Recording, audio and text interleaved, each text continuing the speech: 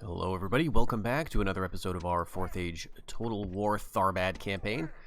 We are outside the walls of... oh geez, I can't remember the name of the city. We are outside the walls of this city to the northeast of Annuminas.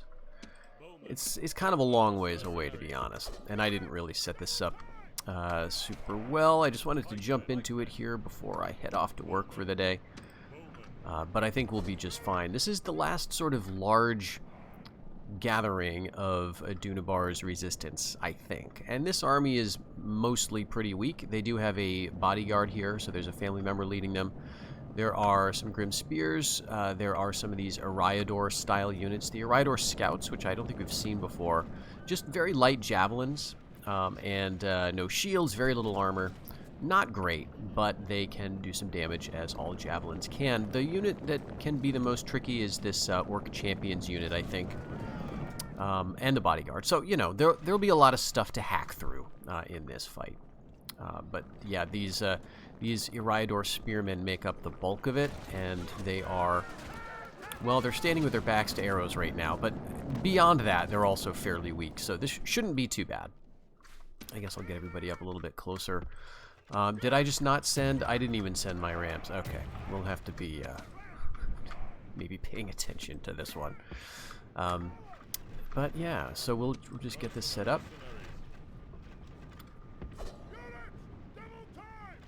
And we're actually, I mean, we're killing a lot of them just with our arrows, which is always awesome. When this is done, you know, I'll just be feeling a lot better about moving over towards Annuminas itself. Taking that. Now they must batter a way through. Arguably, I don't need to get this other wall. If you're really strapped for cash, just go for the gate, because you don't need to pay to rebuild the gate after you take the settlement. The walls are broken. But I'm not too worried about money at this point in the game.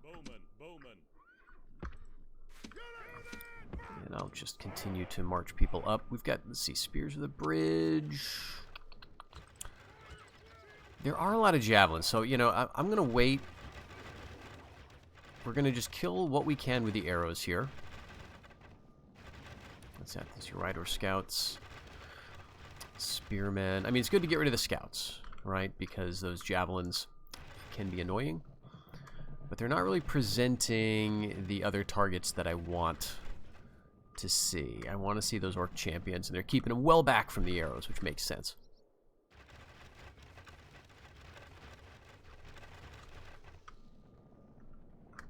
Yeah, they're going to go back into the plaza, which is going to be annoying. I guess we're almost out of arrows here, so it's just about time to move in. And even the javelins. Okay, good. So our javelins did some work. Okay, let's just start moving in. Spears of the Bridge. What's that? Eriador, Grim Spears. Okay, you know, I think the pikes would actually be really useful here. The trick is those axes, those Orc Champions. It's right back there. And I don't think we have any arrows left in any of our units, so it's just going to be a matter of... I probably should have saved some. But it's going to be a matter of just meleeing them down, which can be annoying. So let's get that going.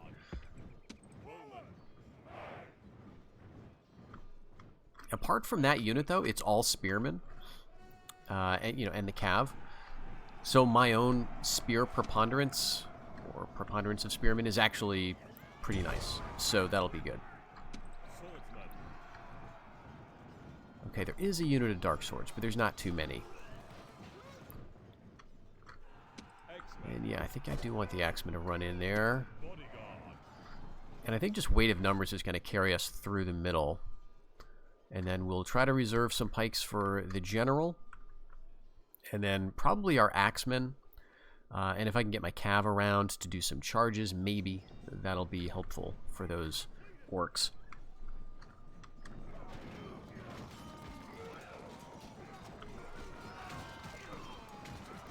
Alright, so this is going good. Dark swords are going to be routing soon, I think.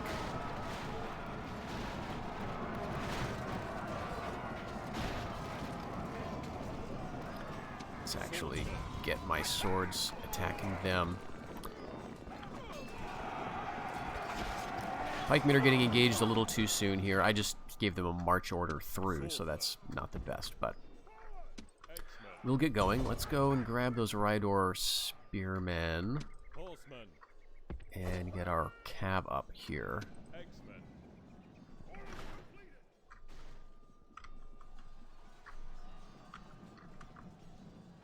Alright, so the swords are actually holding out pretty well, those dark swords.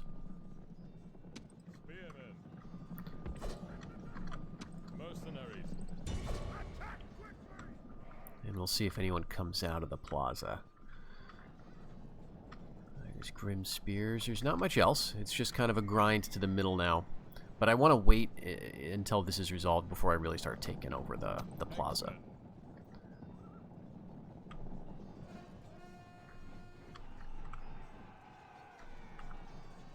Okay, Grim Spears are coming back. I mean, the swords are down to... Okay, there they go. They break. Down to 11 or 12 men, and they're broken.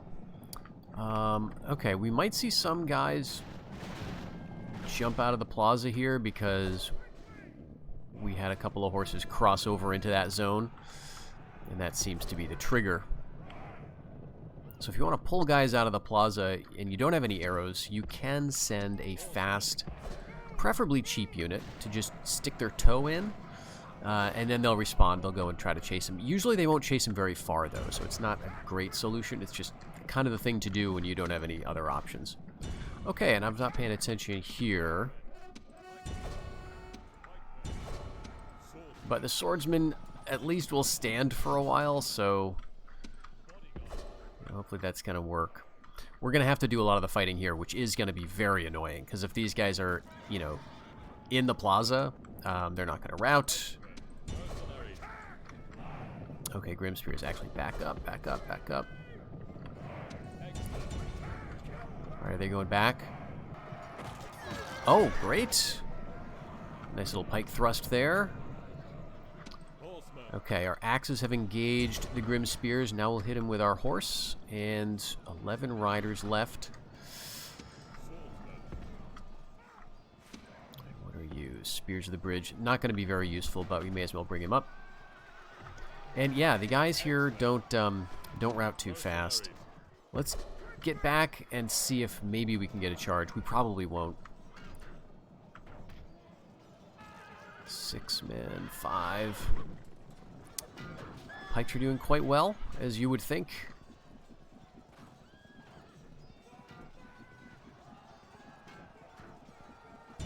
Alright, let's try another cav into those Grim Spears. 74 versus 59. Ooh, this is not very good. Alright, shore up the morale with those Tharbad militia. And okay, so we've managed to just stick around there. You know, the units that would be the most effective against these are, I guess, like my swords, you know, my general. But that's exactly the unit I don't want to send. Alright, 65. Oh my gosh. Okay, I guess we can just bring up all of our archers as backup.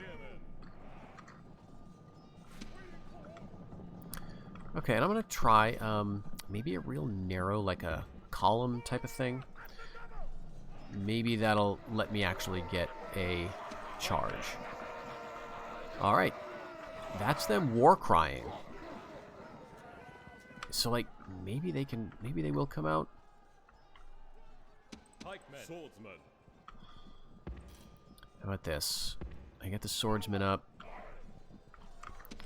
Alright, so we're maybe ready. Let's see. No. It says they're charging. Oh, okay, great. Spears down, and that actually did something. Awesome, okay. So that was worth it. A very annoying unit, and I got way fewer axemen than I expected, because those were, you know, tier 1 spearmen. But they are Dunedainic style units. Alright, let's pull back a little bit from the square. I'm gonna let my cav kind of engage. Yep, alright, we got the orcs interested. That's nice. Will they follow them? Probably not.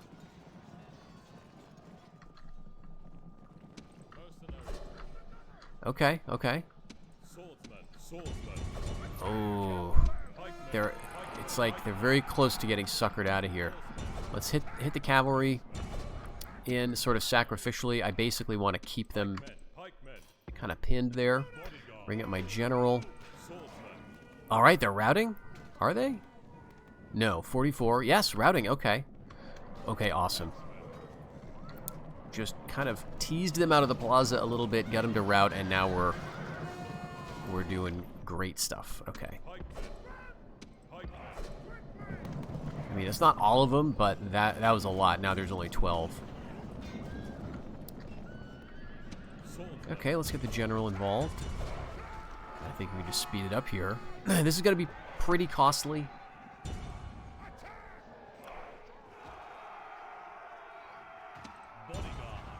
But there's the end of the Orc champions, and that should be the end of everybody. So we've got, I want to say Tirn-fervain. Is that the name of the city? Northeast of Fornost. I said Annuminas earlier. That's just because I got Annuminas on the mind. But northeast of Fornost, or yeah, pretty much northeast. Forodrain. Tirn-fervain is the one over to the left. Okay, so we could kill or cast out 68. There's really no point, and there's not that much money, and you know, when it's that low, I guess you could go ahead for a little bit of extra cash, but it is so slow, those initial few turns. When the population's slow, it takes a long time to get fast, so I always just go with the occupy option at that point. So we can get rid of a few things here. They haven't had much time to build up, and I think that we are pretty close to having everything built. Yeah, last bridge got our fiefdom dominion in there. Fornost is all done. So, and we haven't captured anything in the south. So we may as well. I think public order is going to be just fine. We're low, and yeah, so we could have, if we wanted to save money, it's not insignificant. 767 million to repair that one hole we made in the wall. Remember, the gate doesn't count for restoring. You just get to restore the gates for free when you bash those open. I think it was probably fine to do that. You know, that's not big money for us at this point. All right, so we've got a few units out here, and then I'm gonna guess like a family member and maybe a couple more spears, although those look like very small numbers for 3 units. The color in the banner is very low. Now they do have some stuff in Annuminas, but I think this is time probably to move it in that direction. Let's see, this is not a chief city, but we can start to recruit things. And let's see, do I want to go with militia or a Ride or Spearman? So, same numbers of men. It's just that our guys have a couple points better defense. But quite a bit higher cost. If you notice the upkeep, it's only 90, so it's 1 million per man for the Aridor Spearman for upkeep, which is great, 1-to-1. Here it's, you know, quite a bit higher. Not quite 2, but higher. These guys get a bonus fighting riders. These guys can hide in long grass, so that's a nice little bonus. Sometimes it's difficult to tell what counts as long grass, but you know, I like the idea behind this unit. It's a cheap, scrappy, you know, defensive unit. They can't all be bangers, right? Like they can't all be awesome stuff. Sometimes you need something that's pretty weak. We're gonna go with a Tharbad militia unit for the garrison purpose. I just like them better. Okay, let's take out everybody but that and the pop. My gosh, happiness is so good here. Captain. Okay, now they can't get down here in a turn, which is great. Oops, don't actually try to go in because you'll probably die. 75% chance. All right, yeah, I don't really see anything, but let's just check for. Okay, I think we're good. Do I want to siege him right now? Yeah, they could. I think they could train another unit with 65 men. Yeah, they could. They could train like a dark bows. Okay. Yeah, Let's put it under siege. It's going to be a long siege, and I don't really want to fight this one.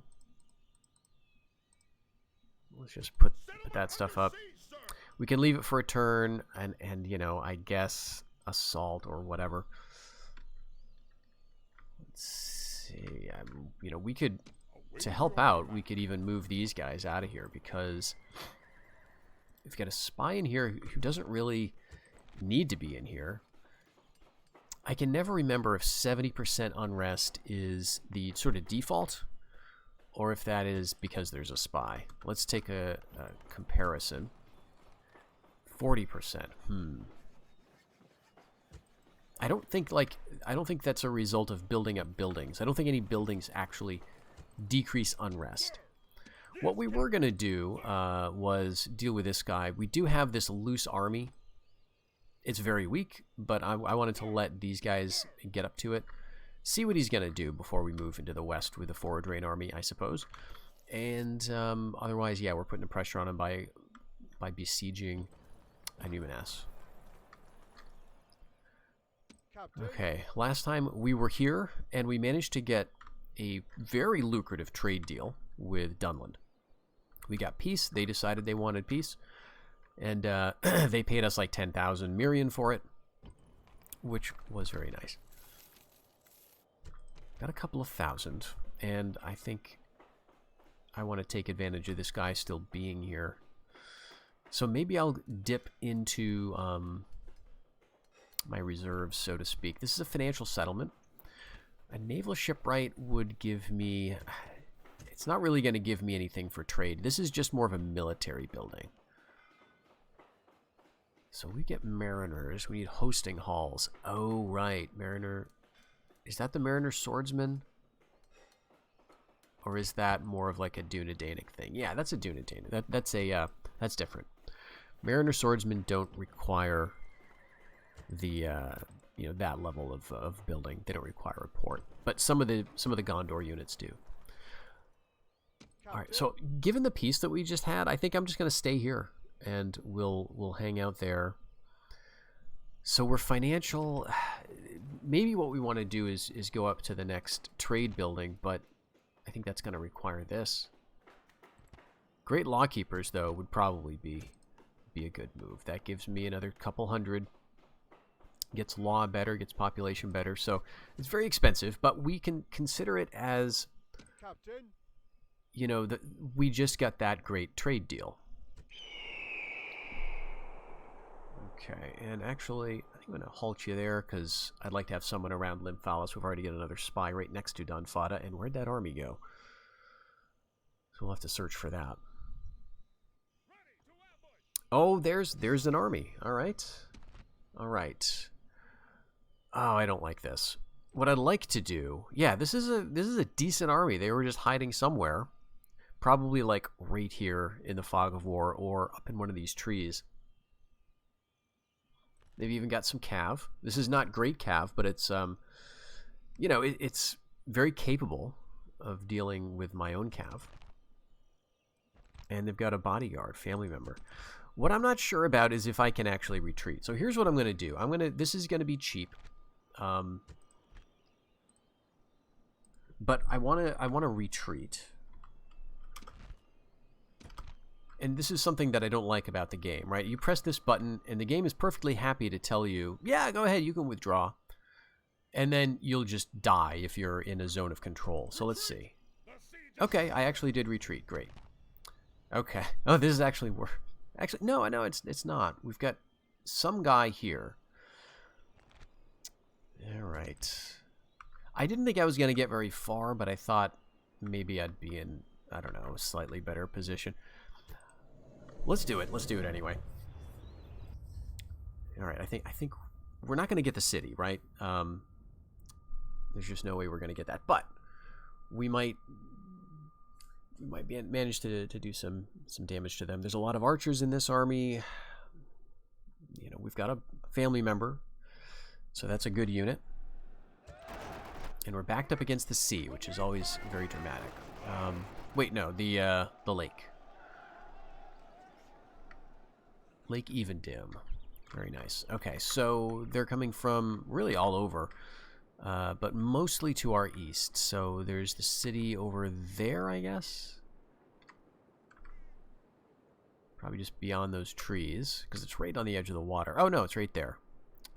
Okay, so the city's there, and then we've got like 2 armies coming from this way. Very weird deployment zone because we're right against the water.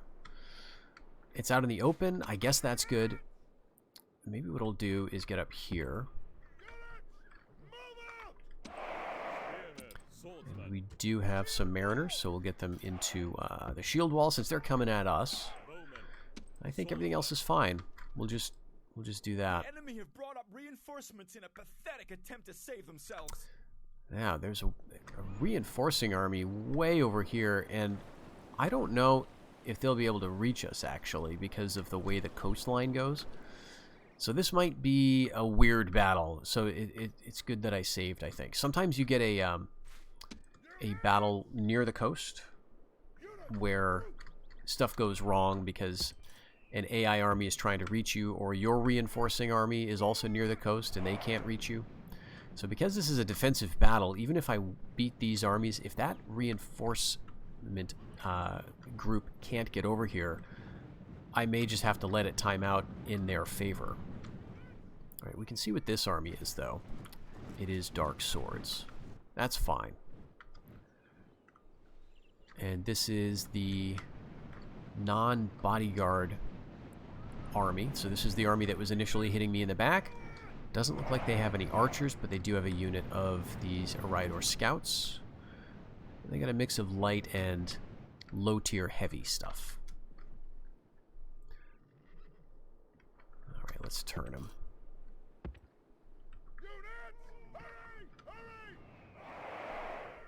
I don't like doing that because the pikes get screwed up, as you can see.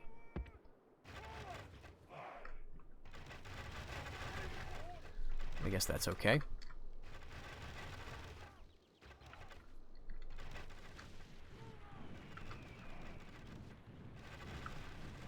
Now, I may have been talking about bugs or quirks of the engine that I don't like lately, but guys, this is as good as we ever have had it. This is as good as it has been in my lifetime, and this is likely as good as it is going to be in all of our lifetimes. I don't want to be too pessimistic about this, but Total War has never been as good as this in terms of how the units interact with each other, in terms of how the controls work. It's never been this good, and it will not be this good again. I don't think that they know how to do this kind of thing. Look at how each man is fighting, how each unit has cohesion and mass. They're all pushing against each other. There is a real art to what they did here. And for all the, the problems of the AI and just little weird bugs and things, this is the best, in terms of the battles, the weight to them, unit cohesion, mass, all of that stuff. If you look at the new Total War games, I've talked about this before. I love Thrones of Britannia, but I love it for the campaign. Not so much for the battles. The battles are just every Warscape engine Total War game kind of battle. They're fine, in a sense. They get the job done. But in another sense, they're supremely unsatisfying to watch because you don't get a sense of mass, because there is none. It's all an illusion. Let's get this Cav guy. Even, I was periodically get on kicks where I want to try a new Total War game, right? Like, I want to try Pharaoh. Because I like chariots, and that's a game that has a lot of chariot units, and it's an interesting period, right? And I want to give it a chance, and I want games to be good. So I try to like them, right? I want to enjoy things. I don't want to be a person who just doesn't enjoy things. So, you know, looking at Pharaoh again recently, and just looking at, like, some of the videos that exist on YouTube about the game. Can anyone tell me? Have they fixed the chariots? Do the chariots work at all? Like, do they look at all plausible as chariots?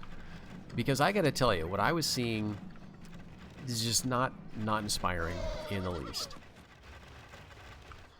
You've got a game that's set in the, you know, Bronze Age collapse period. You've got chariots are sort of billed as the unit that replaces cavalry. Right? Like, this game doesn't have cav, though they added it in the Dynasties edition, I guess, for some factions. But this game basically doesn't have cav, just like Troy, right? And so instead of cav, you've got infantry units with lots of different abilities or speeds and things. Alright, looks like they may be heading back home, which is fine. Yeah, head for the hills, I just heard him. But yeah, instead of cav, we've got infantry units that do different things. They move at different speeds. Some of them are fast and light, some of them are heavy and slow, yada yada. But really, we've got chariots, and they fill that kind of cavalry, that skirmisher role. But, you know, they've also got chariots in both of those games that are really kind of Lancer shock cav units. And there is a whole debate to be had there about, is that accurate, right? Did chariots actually charge in? I think that the consensus is that they probably did not. Although, I'll take a brief tangent here. I've always thought that if that were the case, it's a little weird that the Assyrian wall reliefs from, like, the Assyrian palaces very frequently depict chariots rolling over bodies, right? Like, these things do not appear to be fragile. They seem to be used to just run over routing enemies. Now, I guess that could be a poetic or, you know, artistic license. And maybe it's comparable to, I had this thought today, maybe it's kind of comparable to, you know how, like, if you go, think of any, like, ridiculously over-the-top Hollywood action movie, right? Someone is firing, you know, a machine gun in each hand and just ignoring recoil, right? Like, you would imagine an archaeologist, right, like 2,000 years from now, looking back at, I don't know, movie posters from this era of completely improbable, you know, action star heroes doing ridiculous things. And picture those archaeologists saying, well, I mean, they depicted it here. They were eyewitnesses to these events, right? This John Rambo character, you know, did whatever we see him doing in this poster. Why would they lie, right? So, obviously, we have to take these things with a grain of salt. But nevertheless, if you're going to have in your game chariots that are intended to run into things, why on earth do you have it look so bad and so dumb? It's just baffling to me. Rome 2 had the same problem. They had chariots, except that looked even dumber, if possible, because you have chariots like the British chariots in Rome 2. Rome 2 had, you know, the light British chariots, supposedly. And the way those are described in the sources, very clearly, you've got a driver and you've got the fighter, you've got the nobleman. And instead, now, we're just going to have one guy. He's going to drive and throw spears, somehow, from these chariots. And it's just, the physics looks terrible. It looks so bad. Rome 1 did chariots so much better. And the chariots in this game are really hard to balance, right? Like, they're not ideal. I'm not saying that the vanilla versions of the game, you know, Rome 1, are the best in that regard, because clearly there's balancing that needs to be done with regard to how the chariots work and all sorts of things. But the fact is, they could simulate the interaction of, you know, Unit A with Unit B. They could actually make it seem plausible that this thing was charging into this other thing, and here's how it would react, and here's how the fighters on top of it might react. Compared to what is out now, it looks absolutely terrible, and it looks absolutely fantastic, right, compared to the new stuff. So the new stuff bad, old stuff good, I guess. But I'm curious about your thoughts, because I would really love to play a Bronze Age game, you know, with chariots that seem cool. And I just worry that I won't find that in Pharaoh. I've got it. It's on my. I bought it. I think I got it fairly cheaply, and then Dynasties came out for free, right? Something like that. So I want to find a reason to, you know, reinstall the 85 gigs or whatever of Pharaoh. It's probably going to take me like all day to download that again. I wouldn't mind if I thought I was going to get more than an hour's worth of play out of it before I was disgusted. So if anyone has enjoyed that game, I know I'm ragging on it. It may be unfair, but I'd love your opinions, honestly. How is Pharaoh doing? Is it okay? Is it doing okay? Should we be worried? Because I want things to be good. I just went back to Rome 2 relatively recently. And that's fine. I went back to the Aurelian campaign and played as Aurelian, which I've never really done before.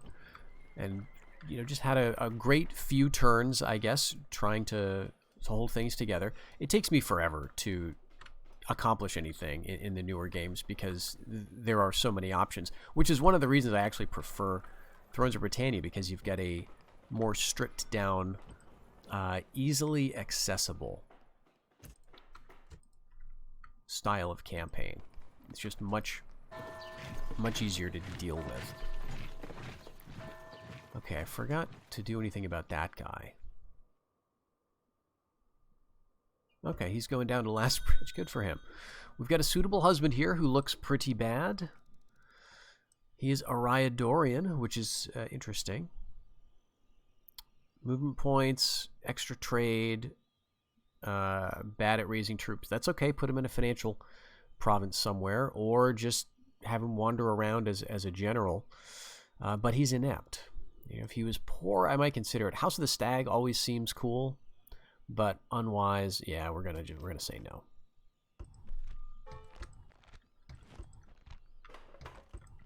All right, for Odrain, we can go into the Outland Dominion, 7,500. That's going to eat up, yeah, all of our income, which is fine. But we can go and kill Lieutenant Boromir. Okay, I think we'll do that. I don't think there's anyone else I want to throw in here. Let's see if they're going to stick around, because they got 4 units of, I think it's all spearmen, whereas I've got a nice balanced little army. Okay, they're going to stick around. Well, I think we'll call the episode here. I'm going to make a little save. Yeah, we'll call it Tharbad 19. And when we come back, we'll do that battle. That should be a fun one. And we're, you know, looking at what we've got coming up here. We're probably going to attack Annuminas too, because one of the nice things that we got out of fighting that battle, and that's part of the reason I retreated, was that we could get rid of some of the units in the garrison to make it easier to assault next time, right? I thought maybe I can kill a bunch of these guys, and then if I have to assault, it'll be easier. So I'm glad that worked out that way. So we'll probably assault, and then we've got like this little bit, and then this, and then Rivendell, right? And then that should be it for them in the north, although they've probably got another little stack waiting somewhere. But apart from that, it's really keep our eyes on Dunland and decide when we want to jump in, because it's crazy how things are not moving down here. And I don't want to jump in now, because if we do, I don't want to make it easier for Rohan, right? I'd like Rohan to lose this, because we need to get this. So I want Rohan to lose it. Maybe what I should do is try to buy it from him. I think I've said that before, but if I try to buy it from them now, they'll probably attack me to take it back, you know. So I just need to wait for the right time. And once I get the north kind of taken care of, we can turn our attention to the south. So that's what I'll be doing next. I hope you'll join me for that. Take care until then.